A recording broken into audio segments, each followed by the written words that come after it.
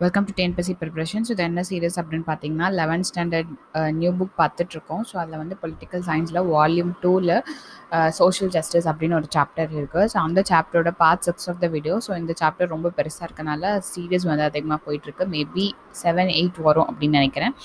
And நம்ம இந்த chapter ஏன் சூஸ் பண்ணோம் அப்படின்னா combine group 2 and group 2 revised syllabus படி ஒரு model question paper TNPSC release பண்ணியிருக்காங்க. ஸோ அந்த மாடல் கொஸ்டின் பேப்பர் பேஸ் பண்ணி இந்த சாப்டரை வந்து சூஸ் பண்ணோம். So, which of the British official is behind the award of Panchami land in the then Madras Presidency? So, in the question kana source வந்து இந்த chapter and இந்த question கான answer வந்து இந்த 6th part of the videoல வந்து இருக்கும். And who was the Prime Minister of India when the government வந்து Mandal Commission ஓட recommendation implement பண்ணும்போது யார் இந்தியாவோட Prime Minister இருந்தா அப்படின்னு சொல்லிட்டு question. So, இது வந்து மேபி 7th or 8th பார்ட்ல வந்து உங்களுக்கு வரும். ஸோ இந்த சாப்டர் நீங்கள் படிச்சிங்கன்னா என்ன சிலபஸ் கவர் ஆகும்னா யூனிட் 9ல் development administration Tamil Nadu social justice and social harmony as a cornerstones of socio-economic development. So இது வந்து 6th 59th பார்ட்டுக்கு வந்து போகிறோம். சைனா. ஸோ சைனா அஃபர்மேட்டிவ் ஆக்ஷனை பற்றி பார்த்துட்டு இருந்தோம். அஃபர்மேட்டிவ் ஆக்ஷன் அப்படின்னா அந்த டவுன் ரோடன் பீப்புளுக்காக கவர்மெண்ட் ஏதாச்சும் ஒன்று செஞ்சு அதை வந்து ஈக்குவாலிட்டியை வந்து ப்ரொமோட் பண்ணுறது அப்படின்றது தான் வந்து அஃபர்மேட்டிவ் ஆக்ஷன். அண்டு நிறைய கண்ட்ரீஸில் பார்த்தோம், யூஎஸில் பார்த்தோம், யூஎனில் பார்த்தோம். இப்போ சைனாவில் வந்து பார்த்திங்க அப்படின்னா சைனாலேயும் மைனாரிட்டி நேஷனல்ஸ்க்கு வந்து எஜுகேஷன் கொடுக்கறதுக்காக சில அஃபர்மேட்டிவ் ஆக்ஷன் ப்ரோக்ராம்ஸ் இருக்குது. அண்ட் ரஷ்யா வந்து 1990 டிஸ்இன்டெகிரேட் ஆச்சு, 1991 ஆச்சு. ஸோ அதுதான் வந்து அதுக்கு முன்னாடி வந்து யூஎஸ்எஸ்ஆராக இருந்துச்சு, அதுக்கப்புறம் ரஷ்யாவை மாச்சு. ஸோ யூஎஸ்எஸ்ஆரில் பார்த்தீங்க அப்படின்னா பலதரப்பட்ட சோஷியல் குரூப்ஸ், அதாவது ethnic minorities, women, factory workers, இவங்களுக்கு எல்லாத்துக்குமே எஜுகேஷனோட ஆக்சஸும் ஆஃபீஸஸும் இருக்கணுன்றதுக்காக கோட்டா சிஸ்டம் வந்து இருந்துச்சு. ஸோ நியூ எஜுகேஷன் பார்த்திங்கன்னா ஏன்ஷியன்ட் இந்தியாவில் வந்து இருந்த எஜுகேஷன் சிஸ்டம் வந்து டிஸ்கிரிமினேட்டரியாக இருந்துச்சு. அண்ட் அதில் வந்து அவங்கவுங்க கேஸ்டில் இருக்கவங்க அவங்க கேஸ்ட் படி தான் வந்து எஜுகேஷனே அண்டர்கோ பண்ணும் அப்படின்ற மாதிரி அலோவ் பண்ணிட்டு இருந்தாங்க. And new education system introduce பண்ண அப்புறமும் மார்ஜினலைஸ்டு கம்யூனிட்டிஸை மெயின் ஸ்ட்ரீமில் அவங்க வந்து அலோவ் பண்ணதே இல்லை. சவுத் இந்தியாவில் பார்த்தீங்கன்னா அந்த நியூ எஜுகேஷன் வந்து கிறிஸ்டியன் மிஷனரிஸ் வந்து இன்ட்ரடியூஸ் பண்ணாங்க. அண்ட் 19th centuryல இனிஷியல் பார்ட்டில் நிறைய கிறிஸ்டியன் மிஷனரிஸ் வந்து இந்தியாவில் வந்து எஸ்டாப்ளிஷ் பண்ணாங்க. அண்ட் அந்த கிறிஸ்டியன் மிஷனரிஸை இந்த கம்யூனிட்டிஸ் பீப்புள் வந்து யூஸ் பண்ணிக்கிட்டாங்க. பிகாஸ் அவங்களுக்கு வந்து நார்மல் எஜுகேஷனில் வந்து அலோவ் பண்ணாதனால அவங்க கிறிஸ்டியன் மிஷனரிஸோட எஜுகேஷன் சிஸ்டம் வந்து யூஸ் பண்ணிக்கிட்டாங்க. அண்ட் மெட்ராஸ் பிரசிடென்சியோட ஸ்டேட்டஸ். ஸோ இந்த சமயத்தில் சென்னை வந்து பிரிட்டிஷோட டைரக்ட் ரூலுக்கு வந்து வருது. அப்போ வந்து நிறைய லாஸ் கொண்டு வராங்க. Ryotwari system, tax collecting system and military force கூட மிலிட்ரி ஃபோர்ஸை கூட வந்து இன்ஸ்டிகேட் பண்ணுறாங்க. அண்ட் 1835 வந்து இங்கிலீஷ் வந்து அஃபிஷியல் லாங்குவேஜாக வந்து இன்ட்ரடியூஸ் பண்ணுறாங்க. அண்ட் இந்த மிலிட்ரி ஃபோர்ஸில் நிறைய இந்தியன்ஸ் வந்து ஜாயின் பண்ணுறாங்க. ஈவன் தோ இங்கிலீஷ் அஃபிஷியல் லாங்குவேஜாக இன்ட்ரடியூஸ் பண்ணாலும் எஜுகேஷ்னல் இன்ஸ்டிடியூஷனில் இந்தியன் லாங்குவேஜஸை வந்து சொல்லித்தரத்துக்கு வந்து பெர்மிட் பண்ணலை. பெர்மிட் பண்ணுறதுக்கு ரொம்ப தயங்கினாங்க.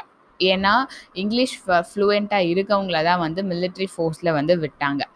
அண்டு அப்பார்ட் ஃப்ரம் யூரோப்பியன்ஸ் இல்லாமல் ஆங்கிலோ இண்டியன்ஸ், பிராமன்ஸும் வந்து இருந்தாங்க. ஸோ இந்த ரயத்வாரி சிஸ்டமோட எஸ்டாப்ளிஷ்மெண்ட் வந்தனால ஒரு கிளாஸ் ஆஃப் குரூப்ஸ் வந்து எமர்ஜ் ஆச்சு. அது என்ன அப்படின்னா landlord, zamindars, dominant groups. So இந்த லேண்ட்லார்ட்ஸ் இதான் வந்து மெட்ராஸ் பிரசிடென்சியோட மேப்பு. ஸோ இது வரைக்கும் நம்ம பார்த்தாச்சு. That means zamindari and ryotwari system introduce பண்ண அப்புறம் இந்த மாதிரி குரூப்ஸ் வந்து எமர்ஜ் ஆச்சு அப்படின்னு சொல்லிட்டு. அண்ட் இப்போ சொன்னோம் இல்லையா, அதாவது லேண்ட்லார்ட்ஸ், ஜமீன்தார்ஸ், அப்புறம் அவங்க எல்லாருமே வந்து கேஸ்ட் ஹிந்துஸ். ஸோ ஒரு வில்லேஜில் இவங்களோட டாமினேஷன் வந்து அதிகமாக இருந்துச்சு. அண்ட் டவுன் ரோடன் கம்யூனிட்டிஸ்க்கு லேண்டை வந்து தரமாட்டேன்னு சொல்லி நிறைய வந்து பண்ணிட்டு இருந்தாங்க. ஸோ அப்போ வந்து அந்த சமயத்தில் பிரிட்டிஷ் ஆஃபீஸராக இருந்த ஃப்ரான்சிஸ் எல்லிஸும் தாமஸ் முன்ரோவும் ஒரு ரிப்போர்ட் சப்மிட் பண்ணுறாங்க இந்த ரயத்வாரி சிஸ்டம் பற்றி. அந்த ரிப்போர்ட்டில் என்ன சொல்லப்படுது அப்படின்னா லோயர் ஸ்டேட் ஆஃப் பீப்புள் டில்னா உழுதுறது. So lower state of people till பண்ண லேண்டை வந்து ஜமீன்தார்ஸும் லேண்ட்லார்ட்ஸும் இல்லீகலாக ஆக்குபை பண்ணியிருக்காங்க. அதனால் அந்த லேண்டோட ஃபார்மிங் வந்து குவாலிட்டி கம்மியாக இருக்குது, வர ஈல்டு அவுட்புட்டும் வந்து கம்மியாக இருக்குது.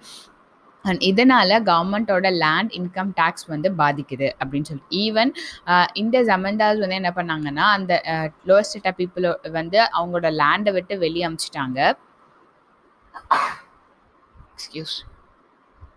அண்ட் சில்ட்ரன்ஸ்க்கு வந்து ஸ்கூல்ஸில் அட்மிஷனை வந்து டினை பண்ணாங்க. அண்ட் இதுக்காக 1854 கோர்ட்டில் ஒரு வேர்டிக் கொடுக்குறாங்க. அண்ட் தட் மீன்ஸ் சில்ட்ரன்ஸை வந்து நீங்கள் ரெஸ்ட்ரிக்ட் பண்ணக்கூடாது, சில்ட்ரன்ஸை வந்து ஸ்கூலில் அட்மிட் பண்ணணும் அப்படின்னு சொல்லிட்டு. பட் அதையும் வந்து caste Hindus and dominant communities வந்து ஒபே பண்ணலை. ஸோ 1865 திரும்ப வந்து செக்ரட்டரி ஆஃப் ஸ்டேட், இந்தியாவோட செக்ரட்டரி ஆஃப் ஸ்டேட் வந்து ஒரு ஆர்டர் கொடுக்குறாரு, சில்ட்ரனை வந்து நீங்கள் வந்து அட்மிஷன் பண்ணணும் அப்படின்னு சொல்லி. பட் ஸ்டில் வந்து அந்த கண்டிஷன் வந்து சேஞ்ச் ஆகவே இல்லை. அண்ட் 19th செஞ்சுரியோட எண்டில் பார்த்தீங்க அப்படின்னா பிரிட்டிஷ் இந்தியா வந்து பிராமன் டெவலப்மெண்ட்க்கு சப்போர்ட் பண்ண ஆரம்பிச்சிட்டாங்க எல்லா ஸ்பியர்ஸ்லையும். ஸோ பிராமனுக்கு சப்போர்ட் பண்ணாங்க அப்படின்னா மைனாரிட்டிஸ்க்கு வந்து அவங்க ஆப்பர்ச்சுனிட்டிஸை டினை பண்ண ஆரம்பித்தாங்க. அண்ட் நான் பிராமின்ஸ், பர்டிகுலராக மைனாரிட்டிஸ், இந்த எஜுகேஷ்னலில் படித்த மைனாரிட்டிஸ் வந்து கவர்மெண்ட்டோட ஸ்டாண்டை வந்து டிசாட்டிஸ்ஃபை, தட் மீன்ஸ் கவர்மெண்ட் இந்த மாதிரி ஒரு பயாஸ்ட் ஸ்டாண்ட் எடுத்துட்டதை வந்து டிசாட்டிஸ்ஃபை ஆனாங்க. ஸோ சாட்டிஸ்ஃபை ஆகலை. ஸோ அப்போ வந்து அவங்க வந்து அந்த லோயர் கேஸ்ட் குரூப்புக்கு கவர்மெண்ட் சர்வீசஸில் ரெப்ரசன்டேஷன் வேணும் அப்படின்னு சொல்லிட்டு டிமாண்ட் பண்ணாங்க. அப்படி டிமாண்ட் பண்ணவங்க யார் யார் அப்படின்னா அயோத்திதாசா, சிங்காரவேலர், ரெட்டமலை ஸ்ரீனிவாசன், அப்புறம் பிட்டி தியாகராஜா, அப்புறம் ராஜா ஆஃப் பனகல். ஸோ இவங்க வந்து ரெப்ரசன்டேஷனை டிமாண்ட் பண்ணாங்க. அந்த டிமாண்ட்ஸை வந்து 1892 வந்து அக்செப்ட் பண்ணி கம்யூனிட்டி பேஸ்டு ரெப்ரசன்டேஷன் வந்து மெட்ராஸ் பிரசிடென்சியோட எல்லா டிபார்ட்மெண்ட்ஸ்லையும் அப்படின்னு சொல்லிட்டு ஒரு ஆர்டர் வந்து ரிலீஸ் பண்ணுறாங்க. அந்த ஆர்டர் வந்து 128. ஸோ இந்த ஆர்டர் வந்து சென்னை பிரசிடென்சியோட எல்லா பார்ட்ஸ்லையும் இம்ப்ளிமெண்ட் பண்ணணும்னு சொல்லிட்டு கவர்மெண்ட் வந்து சொல்லிட்டாங்க. அண்ட் எல்லாத்துக்கும் எஜுகேஷனும் போய் சேரணும் அப்படின்ற இதுவும் வந்து தமிழ்நாட்டில் ஸ்ப்ரெட் ஆகிட்டு இருந்துச்சு. And Maharashtra, that means all the parts of இந்தியாலையும் ஸ்ப்ரெட் ஆகிட்டு இருந்துச்சுன்னு சொல்கிறாங்க. ஸோ மகாராஷ்டிராவில் பார்த்தீங்க அப்படின்னா ஜோதிபா புலே அண்ட் சாவித்ரிபாய் புலேவும் வந்து டிப்ரெஸ்ட் அண்ட் டவுன் ரோடர் கம்யூனிட்டிஸ்க்கு எஜுகேஷனுக்காக போராடிட்டு இருந்தாங்க. அண்ட் இதில் வந்து ஒரு எக்ஸப்ட்ஸ் கொடுத்துருப்பாங்க. That means to know the ஃபேக்டில் வந்து டவுன் ரோடனுக்கான ப்ரிஃபரன்ஷியல் ரைட்ஸ், அதாவது 1885 மெட்ராஸ் பிரசிடென்சியில் வந்து டவுன் ரோடன் கம்யூனிட்டிஸ்க்காக ஒரு ஃபினான்ஷியல் அசிஸ்டன்ஸை வந்து டிக்ளேர் பண்ணுறாங்க. அண்ட் நியூ ஸ்கூல்ஸ் வந்து ஓப்பன் பண்ணுறாங்க. அந்த சமயத்தில் ட்ரெமாங்கர் வந்து செங்கல்பட்டு டிஸ்ட்ரிக்டோட கலெக்டராக இருக்கார். அவர் வந்து செங்கல்பட்டில் இருக்க டவுன் ரோடன் கம்யூனிட்டிஸ் பற்றி ஒரு ரிப்போர்ட் சப்மிட் பண்ணுறாரு. அதில் என்ன சொல்கிறாங்க அப்படின்னா டவுன் ரோடன் கம்யூனிட்டியில் இருக்க பீப்புளுக்கு வந்து எல்லா ஆஸ்பெக்ட்ஸ்லையும் கம்மியான லெவலில் இருக்காங்க. அதாவது சோஷியோ எக்கனாமிக் டெவலப்மெண்ட்டாக இருந்தாலும் சரி, எஜுகேஷனலாக இருந்தாலும் சரி, அவங்களுக்கு இது வரைக்கும் லேண்டை வந்து டினை பண்ணாங்க, தரலை.